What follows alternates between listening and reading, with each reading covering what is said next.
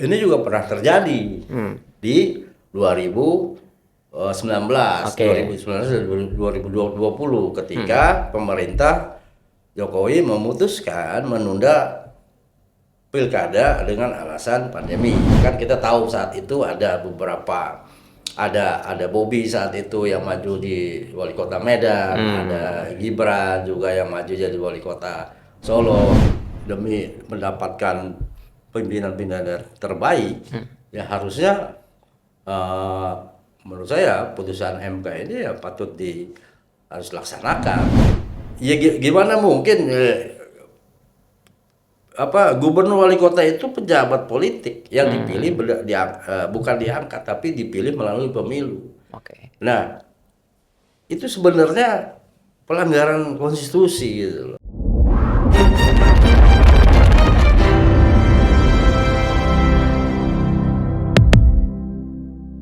Halo Bang Komeng, Halo, apa kabar? Alip. Baik. Masih namanya Satya Purwanto. Satyo, bukan Satya. Satyo. Satyo. Iya, Satyo. Satyo Purwanto. Iya. Ini soal A sama O. Kalau Satya Purwanta. Nah, ini bisa salah orang soalnya salah nama. Ada yang mirip ya? Kalau bansos salah nama nggak kebagian. Gak kebagi. Kalau ijazah salah nama ya. Bisa palsu itu.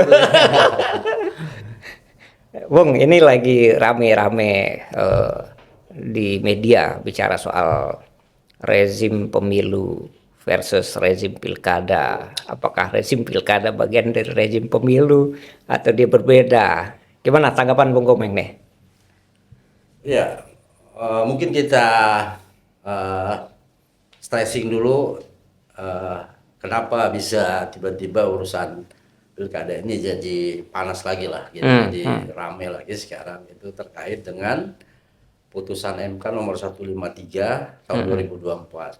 2024 yang ya. mengamanatkan pelaksanaan pilkada itu harus dijeda 2 tahun lah setelah pemilu nasional. Nah, memang semangat ini sebenarnya upaya mengembalikan lah ya, menurut saya nih ya, upaya mengembalikan makna yang sebenarnya dari pemilihan kepala daerah. Oke. Karena sejatinya rezim pilkada pemilu itu tidak mengatur secara spesifik terkait pelaksanaan pemilihan kepala daerah. Karena pilkada itu ada undang-undang sendiri. Nomor waktu itu sebelum menjadi dirubah ya menjadi Undang-Undang Nomor 7 Tahun 2017 itu awalnya nomor 7 tahun 2022 ya kan. Itu kan awal mulanya pilkada diatur di Undang-Undang Nomor 1 Tahun 2014. Di mana mekanisme aturan pelaksanaan masa di periodenya kapan gitu kan, itu sudah diatur di Undang-Undang Nomor 1 Tahun 2015 itu. Nah, sementara Undang-Undang Nomor 7 tentang pemilu yang tahun 2000 bahkan yang terakhir lah ya setelah direvisi itu jadi nomor 7 dari 2000 nomor 7 tahun 2017 yang paling update itu dirubah di tahun 2023 menjadi Undang-Undang Nomor 7 tahun 2023. Berarti baru itu ya masih ya. Sangat baru. Nah, disitulah dasar hukum pelaksanaan pilkada serentak di tahun 2024. Yang kita tahu waktu itu Pilpres dan Pileknya dari nasional sampai daerah pileknya ya, itu di Februari ya kan. Nah, pilkadanya di bulan November ya. Ada penundaan. Penundaan. Nah, sebenarnya gini, persoalan ini bukan sekedar menyatukan pelaksanaan, kalau menurut saya bukan sekedar menyatukan pelaksanaan pemilu dengan alasan efektif dan efisien dan penghematan, atau memang membuat pilkada itu terpecah-pecah. Sebentar, kita mulai dari awal dulu nih Bung. Yang dimaksud pemilu itu kan pemilihan umum yang selama ini dipahami itu memilih presiden, DPR atau DPD, lalu memilih DPRD, baik provinsi maupun kabupaten, itu kan? Iya. Nah, selama ini berarti pilkada atau pemilihan kepala daerah dipisah. Lalu kemarin dilaksanakan serentak. Serentak. Nah, dalam putusan MK yang sekarang kira-kira adalah pemilu dibagi dua nih, biar gampang nih. Ya, kurang lebih ya. Nasional dan daerah gitu ya. Betul, kira-kira begitu. Kira-kira begitu aja. Ya. Jadi ini menggabungkan aja biar simple bagiannya. Namanya pemilu nasional dan pemilu Ya, daerah, istilah kira-kira kita gitu. lah ya gitu ya. Istilah kita lah, biar kita gampangnya simple. pemilu ini dibagi dua, pemilu nasional, pemilu daerah. Nah, Gitu. terus apa lagi? Dikasih jeda juga untuk pelaksanaannya 2 tahun pemilu daerah dilaksanakan setelah pemilu nasional. Iya. Nah, kalau pengalaman yang lalu, jeda waktu itu cenderung koruptif dan manipulatif ya, sehingga dia memasang orang-orang pilihan presiden menggantikan gubernur maupun kepala daerah yang diselesaikan masa jabatannya. Kalau bicara pilkadanya, kita kembali dulu ke Undang-Undang Nomor 1 Tahun 2014, Oke. di mana tadinya pilkada itu tidak terpengaruh oleh peristiwa pemilu nasional. Oke. Gitu loh. Sehingga dulu tuh kita tahu tiba-tiba kita dapat kabar dari teman yang lagi jadi relawan di Jawa Timur misalnya, ketemu teman lagi tiba-tiba jadi tim sukses di Kalimantan Selatan gitu. Oke. Yang waktunya dalam 1 tahun, dalam 5 tahun itu berbeda-beda, masih setiap dari puluhan provinsi yang ada di puluhan provinsi dan ratusan kabupaten kota yang ada di Indonesia. Tadinya seperti itu, sehingga pemilu itu jadi benar-benar berkualitas ya kan, karena tidak dipaksakan dalam satu tahun, yang dimana dari segi biaya dan pelibatan manpowernya, pelibatan pendanaannya itu benar-benar kesedot dalam 1 tahun semua. Oke. Jadi ini kita kembali dulu itu kita nggak perlu gitu loh khawatir Satu orang calon misalnya suatu orang calon akhirnya juga berafiliasi dengan pemerintah atau tidak gitu. nah itu kan akhirnya ada anasir-anasir seperti Sehingga itu. mempengaruhi Maka kemenangan kan. kemarin ya ada istilah fenomena kimplos gitu loh. Nah kalau di 2000 sebelum ini kan belum ada, nggak ada gitu loh.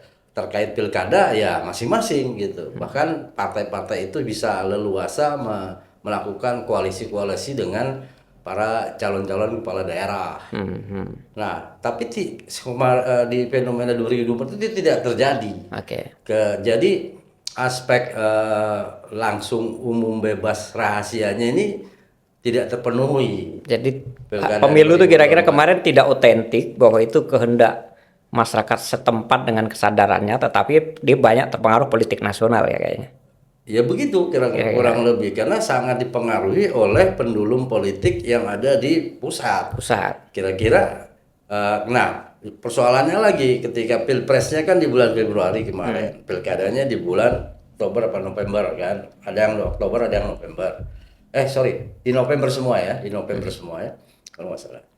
Nah akhirnya pergerakan koalisi-koalisi partai ini mengarah kepada koalisi yang nasional. Yang koalisi partai yang mana yang menang di pilpres gitu. Jadi dominasi pusat ke daerah itu. Betul, akhirnya bahkan ada fenomena kotak kosong yang paling banyak jumlahnya itu di pemilu pilkada 2004, bahkan 2024. Iya 2024. Nah, jadi karena para calon lain itu tidak dapat tiket, tidak berhasil membangun dukungan-dukungan dari partai politik yang tersisa, karena sudah kesedot semua dari partai yang mengarah hasil pengaruh dari kekuatan politik nasional tadi. Jadi Bung Komeng melihat pemilu kemarin tuh kurang demokratis sebenarnya. Pilkada 2024 itu saya pikir pilkada yang paling dramatis. Ya jauh lah kualitasnya dibanding pilkada sebelumnya. Nah tapi kalau kita melihat fenomena ini itu kan dasarnya tadi ya revisi Undang-Undang Pemilu yang lahir di tahun 2023 yang menafsirkan seolah-olah pasal Undang-Undang nomor 7 ini juga mengatur tentang keseluruhan pilkada serentak. Padahal spiritnya undang-undang ini menurut saya ini hanya mengatur pemilu nasional, bukan pemilu pilkada, karena Betul. pilkada ini rejim tersendiri karena dia undang-undang sendiri. Sekarang disempurnakan. Bukan disempurnakan, justru disatuin. Dia disatukan. Disatuin. Nah, dilalah tiba-tiba ini mungkin ada yang gugat kan di MK kan, maka MK memutuskan. Nah, kalau persoalannya soal jeda waktu 2 tahun, karena memang ini untuk mengembalikan, mungkin ya saya menangkapnya periode itu untuk mengembalikan supaya siklus suksesi di pilkada ini menemukan rujukan waktunya gitu loh. Karena kan tidak mungkin, idealnya memang dibikin juga nggak harus serentak gitu loh. Kembali ke pelaksanaan pemilu pilkada ketika undang-undang menggunakan Undang-Undang Nomor 1 Tahun 2014. Cuma dari jeda waktu 2 tahun itu Apa yang ada kira-kira sebagian terjadi? pihak menganggap akan terjadi kekosongan konstitusi. Oke. Nah, kalau itu alasannya, ini juga pernah terjadi di 2019, Oke. 2020 ketika pemerintah Jokowi memutuskan menunda pilkada dengan alasan pandemi. Oke.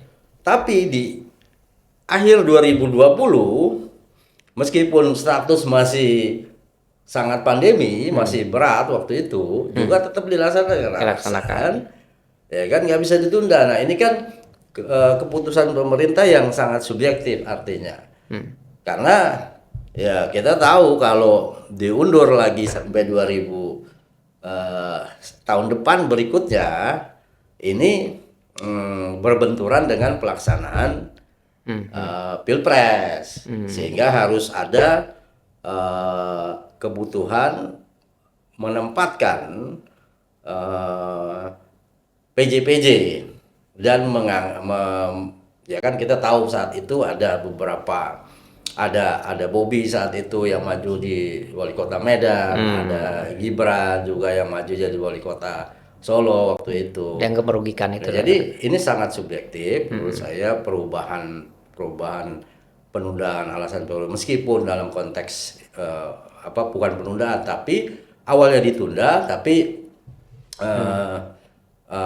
meskipun masih dalam masa pandemi tetap dilaksanakan. Artinya kan ini keputusan yang ambigu lah menurut saya. Jadi kalau yang dulu benar, berarti sekarang harus dianggap benar. Nah, harusnya tidak masalah karena pemerintah demi mengembalikan kualitas pemilu pilkada itu sehingga masyarakat itu punya waktu dan kesempatan untuk menilai masing-masing calonnya dan demi mendapatkan pimpinan-pimpinan terbaik, ya harusnya menurut saya putusan MK ini ya patut harus dilaksanakan. Gitu. Harus dilaksanakan. Jadi Bung Komeng setuju lah itu ya? Saya setuju. Setuju apa sangat setuju nih?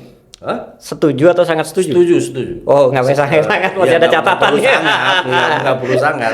Tapi ya setuju saya. Setuju karena ya kembali lagi harusnya memang pada aslinya memang dia rejim tersendiri kok. Ada aturan tersendiri tentang pelaksanaan pilkada. Karena memang pilkada itu penting ya karena akselerasi pembangunan, perekonomian, pendidikan, kesehatan itu adanya kan di daerah yang perlu ya kan. Di kota-kota besar kayak apalagi Jakarta ini kan harusnya ya maksudnya karena dekat kekuasaan dan pusat pemerintahan pasti lebih cepat. Berarti kalau setuju bukan pilkada lagi dong Bung, tapi pemilu daerah ya?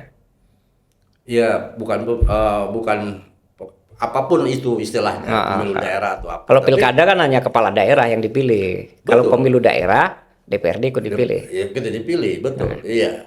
Nah sebelumnya kan cuma pilkada gitu. Iya, sebelumnya Iya, pilkada. cuma pilkada. Jadi pemiluda atau piluda. Apapun lah namanya. Intinya ya pemilu daerah itu idealnya memang terpisah dengan Terpisah. pemilu nasional sehingga kita bisa mendapatkan hasil dari setiap pemilu, terutama pemimpinnya itu benar-benar berkualitas, terutama hak konstitusi masyarakat itu benar-benar terpenuhi gitu loh. Apakah itu juga satu semangat untuk mengembalikan spirit otonomi daerah ya? Sehingga bisa jadi bupatinya tidak dilantik gubernur atau Ya, menteri kita dalam memang kan negeri. kita mengalami anomali ya sejak zaman Jokowi. Waktu 2000 mendekati 2024 sampai 2022 itu. Dari mulai 19 sampai 2022 itu. Puluhan gubernur pensiun dini yang seharusnya masih ada yang 2 tahun lagi, bahkan ada yang 3 tahun lagi. Tapi gaji tetap sih. Bupati, wali kota pensiun dini kok dapat gaji, nggak ada lah. Ini pemutusan kerja sepihak lah istilahnya itu. Mas, bukannya gaji tetap, tetapi masa jabatannya dibatasi. Oh enggak, selesai. Enggak. Ya gimana mungkin gubernur wali kota itu pejabat politik yang dipilih bukan diangkat tapi dipilih melalui pemilu. Oke. Nah, itu sebenarnya pelanggaran konstitusi gitu loh. Karena menyetop pimpinan daerah hasil pemilu ya kan. Yang Belum dipilih pada langsung waktunya oleh rakyat, disetop oleh presiden. Iya. Diganti PJ secara Diganti, serentak. diangkat PJ. Pejabat. Itu ratusan PJ. Ratusan PJ. Nah, ini apa? Ini negara monarki apa republik gitu.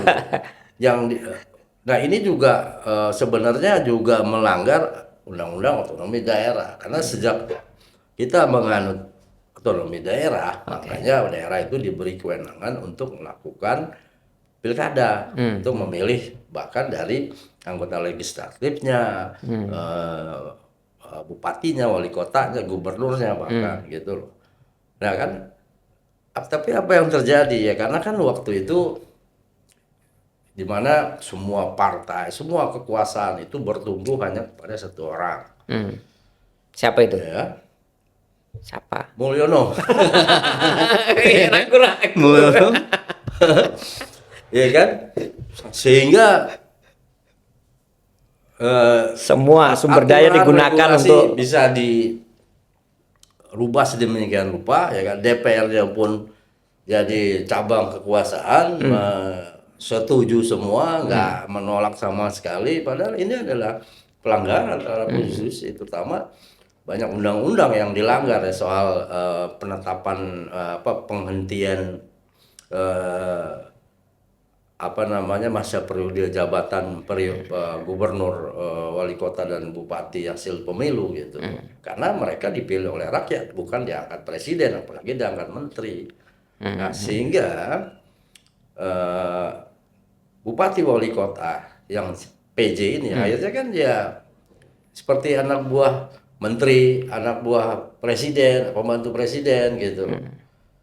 Karena itu dengan kewenangan kepala daerah yang harus dipilih dalam masa 2 betul, tahun. dan itu melanggar, pertama sudah jelas otonomi daerah, karena di situ diamanatkan bupati, wali kota, gubernur diangkat, dipilih oleh rakyat lewat pemilu. Lalu ada juga gubernur atau bupati mungkin yang mengubah kebijakan pejabat sebelumnya yang dipilih rakyat, padahal dia nggak dipilih. Ya, makanya akhirnya kan jadi kita dalam melaksanakan pemerintahan tata negara itu jadi terbolak-terbalik gitu. Jadi kekacauan. Yang punya legitimasi sangat faktu dan jure yang dipilih oleh rakyat dari hasil pemilu dikalahkan oleh pejabat bupati, yang tidak jelas wali sumbernya, kota yang diangkat oleh menteri dalam negeri. Ini kan dalam negeri. ngawur gitu.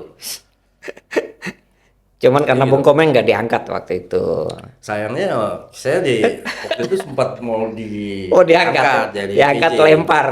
Cuman bukan gubernur Texas ya. Nggak ada kan di Gubernur pabrik mana ini? Gubernur Texas. bukan gubernur DKI, Gubernur jenderal berarti ya. gubernur jenderal ya. Kita udah merdeka kan. Udah merdeka. Hindia Belanda lagi kalau Hindia Belanda gubernur jenderal. Ini supaya otonomi kuat, menurut Bung Komeng, siapa yang ideal melantik bupati atau wali kota? Apakah tadi Menteri Dalam Negeri atau wakil presiden atau gubernur di atasnya kalau untuk bupati wali kota itu, atau DPRD? Harus DPRD loh. Harusnya DPRD. Harus DPRD karena pendelegasian kewenangan itu aturan ekonomi itu cuma keuangan ya kan, apa namanya yang nggak diatur diberikan kewenangan ke daerah ya kan, soal moneter ya kan, soal aparat keamanan ya kan, TNI Polri, termasuk Jaksa Agung ya kan, dan kekuasaan pengadilan. Kalau begitu Jadi terbentuk selebihnya diberikan kewenangan full kepada daerah. Bahkan untuk mencari investasi membangun daerah mereka itu diberikan kewenangan daerah. Bahkan apa namanya ya, kita tahu sebenarnya dari dampak dari otonomi ini juga sebenarnya bagus ya, meskipun ya kita lihat daerah masih banyak kekurangan di sana sini ya kan, ya korupsi dan lain-lain itu masih ada. Itu kan tugas kita bersama lah ya kan, terutama ya pemerintah pusat bisa memastikan lewat aparatur penegak hukumnya bisa memastikan pelanggaran itu ditekan seminimal mungkin gitu loh. Tapi pada prinsipnya otonomi daerah juga memberikan kewenangan daerah untuk mengangkat pimpinan-pimpinan daerah. Oke. Itu tidak bertentangan dengan undang-undang yang lain lagi. Oh enggak.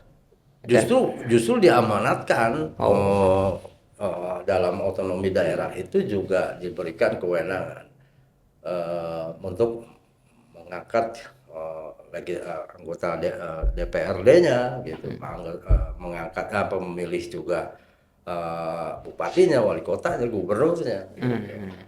Itu otonomi daerah menjadi lebih tebal lah ya, lebih penuh gitu ya. Ya sebenarnya pengaplikasian dari Undang-Undang Otonomi Daerah itu memang seperti itu ya. Tingkat kota kabupaten ya lebih.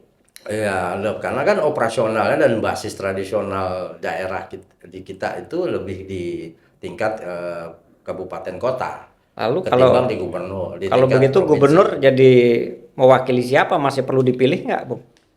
Ya wacana ini kan pernah ada ya kan. Apakah pemilihan bupati, wali kota, gubernur itu diimbangi DPRD. Cuma kalau bupati, wali kota, kalau pribadi saya, menurut saya memang harus tetap dipilih langsung oleh masyarakat. Karena bupati, wali kota itu yang bisa dikatakan menjadi ujung tombak untuk kemajuan masyarakat dan dia yang punya wilayah lah gampangnya. Dan punya rakyat di situ. Ya nggak melulu juga, tapi pengertian bahwa bupati wali kota harus dipilih langsung oleh masyarakat setempat, bahwa karena mereka yang mengenal daerahnya. Iya. Aspirasi itu lebih dekat. Betul, lebih dekat ketimbang provinsi lah gitu.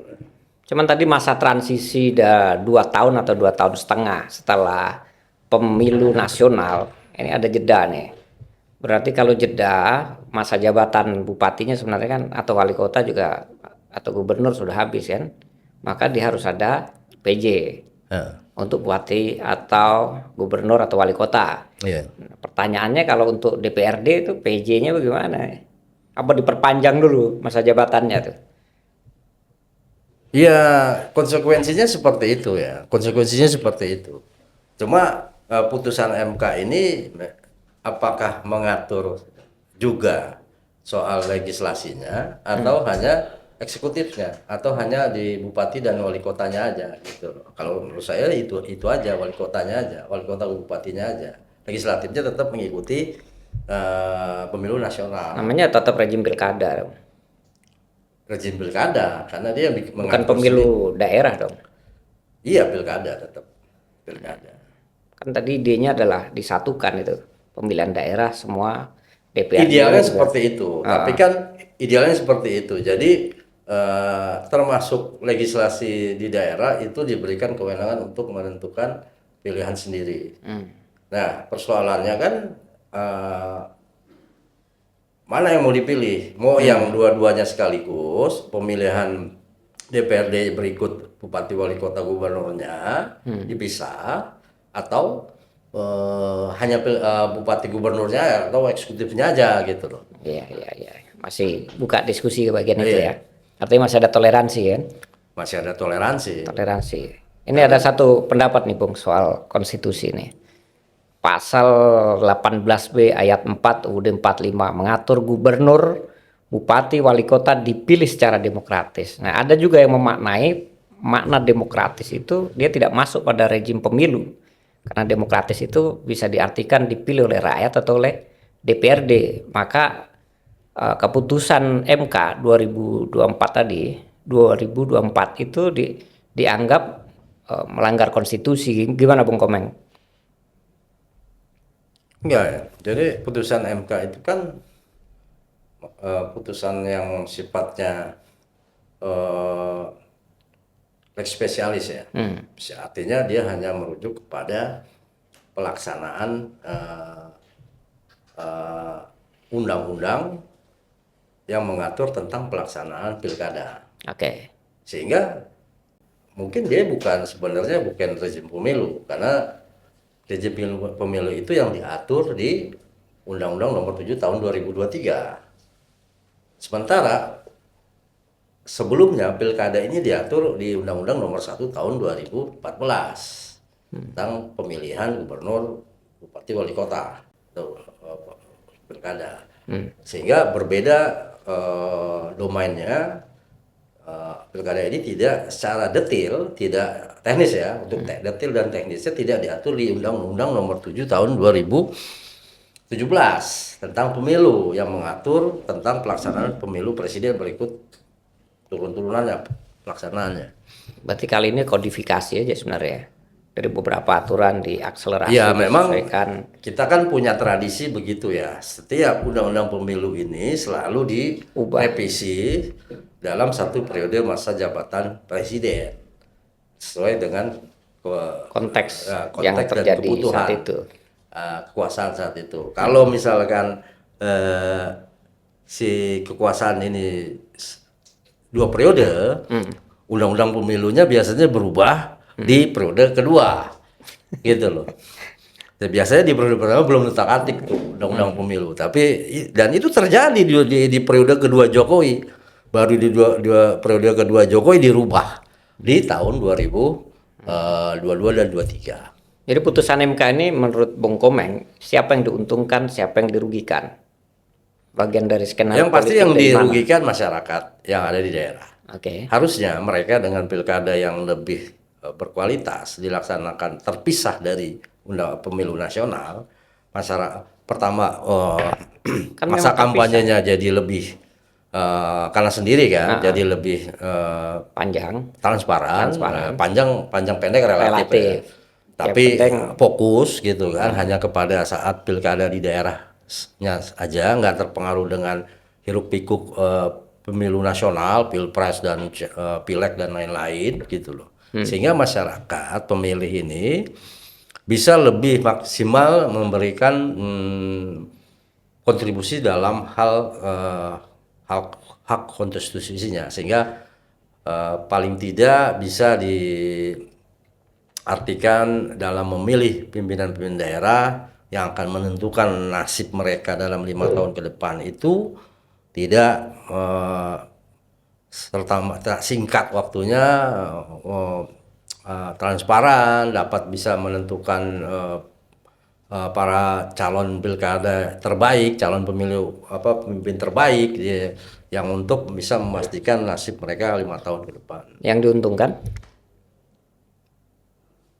Yang diuntungkan dari pelaksanaan ini ketika dia bisa melaksanakan, Nah, besok itu ketika putusan MK ini dilaksanakan. putusan MK dilaksanakan. Yang diuntungkan ya masyarakat. Yang diuntungkan, yang dirugikan tadi. Kalau tidak dilaksanakan. Oh, bukan kalau tidak dilaksanakan masyarakat rugi, maksudnya begitu. Oh iya, Nah, kalau dilaksanakan masyarakat untung. betul. Apa masyarakat aja yang untung? Politisi kebagian untung nggak ini? Ada PJ-PJ lagi nih berarti. Ada Ya, peluang 2 tahun, PJ. ya karena dalam bahasa periode transisi itu kan jadi kan jangan kan itu terjadi waktu dari Iya, 2000 artinya sampai 2020. akan terjadi PJ. PJ kan. Maka yang berkuasa saat ini atau mungkin Ya, kebagian sesuai juga. aturan, sesuai amanat undang-undang kan memang harus itu supaya pelaksanaan pelayanan pemerintahan ke masyarakat itu tetap berjalan gitu. Ada pemerintahnya di setiap daerah. Kalau tidak ada, ya kan kosong dong. Itu terjadi kok. Ada yang 3 tahun, ada yang 2 tahun jadi PJ, bahkan ada yang diperpanjang gitu loh. Itu menimbulkan ruang manipulatif nggak itu PJ-PJ gubernur kita selama 2 tahun itu? Kita Panjang. harusnya ya harus punya positive thinking lah ya. Saya yakin pemerintahan hari ini tidak memiliki niat yang tidak benar lah gitu lah ya untuk Bukannya kekuasaan punya watak yang sama. kita kalau negatif terus ya kita gimana sih dong gitu loh.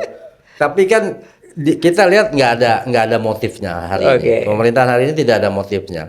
Tapi yang kalau kemarin itu kan motifnya jelas. Kita lihatlah hari ini siapa jadi wali kota awalnya, siapa akhirnya jadi gubernur, siapa akhirnya jadi wakil presiden hari ini. Itu kan prakondisinya sudah terlihat gitu loh. Iya. Dari mulai merubah undang-undang pemilu, dari melaksanakan pilkada dulu sebuah tahapan, mempensiunkan dini puluhan gubernur dan ratusan bupati wali kota waktu itu, diangkat PJ segala macam. Nah, itu sudah terjadi motifnya. Motifnya sangat terlihat telanjang gitu loh. Nah ini kan nggak ada motif lah, saya pikir. Kan belum masih lama itu. Tambah ini kan memang spiritnya mengembalikan marwah pelaksanaan pilkada ini yang lebih berkualitas dan benar-benar bisa jurdil gitu. Ya mudah-mudahan itu memperkuat otonomi daerah tadi kan. Harus spiritnya seperti itu karena penguatan konsep otonomi daerah itu adalah ya pejabatnya, legislasinya, eksekutifnya diangkat oleh masyarakat. Dan mudah-mudahan di era PJ kedua ini Bung Komeng jadi gubernur Texas ya. Saya harus ikut pemilu di Amerika dulu. Oke, saya kira itu dulu kita ngobrol hari ini. Baik. Nanti kita lanjutkan Bung Komeng. Oke, siap. Terima kasih banyak. Siap, sama-sama.